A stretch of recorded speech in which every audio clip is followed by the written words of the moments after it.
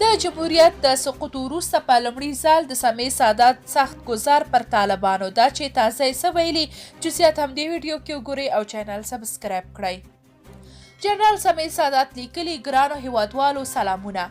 د ګران افغانستان موضوعات او مسایل له نږدې څارو. زموږ معزز ملت د جمهوریت له نسکورېدو وروسته په ژور اندېښنو کې ژوند کوي. په یاد مو وي چې طالبان یو افراطي مذهبي ډله ده او د پاکستاني اشغالګرو له لوري ترې ابرازي استفاده کیږي. معمولا داسې ډلې هیڅ قومي او ملي هویت نه لري. وروستیو پیښو وښوده چې اوس طالبان په خپلو کې سره ولیدلي دي. مخدوم علم ښه پېژنم، هغه په شمال کې د طالبانو د نظامي حلقې مسؤل و.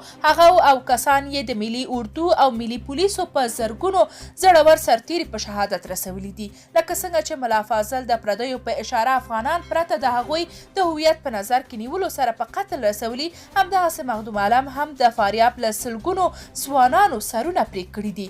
ملا فاضل او مخدوم علم د تور او سپین بیرغ تر چتر لاندې زموږ او ستاسې د خلکو قاتلین دي. له ځوانانو، قومي مشرانو او په ټولنه کې د بانفوذه خلکو غواړم چې په خپلو نظرونو کې له صبر او عقلانیت نه کار واخلي او نه چې زوړ دښمن پاکستان سره خدای نه کړي مرسته شوي وي.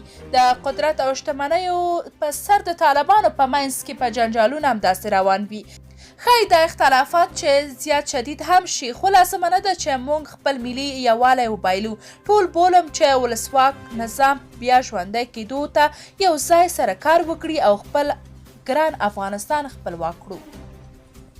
درنو لیدونکو، تاسو که د دې موضوع په اړه کوم نظر لرئ کومنټ کې شریک او چینل سبسکرایب کړئ.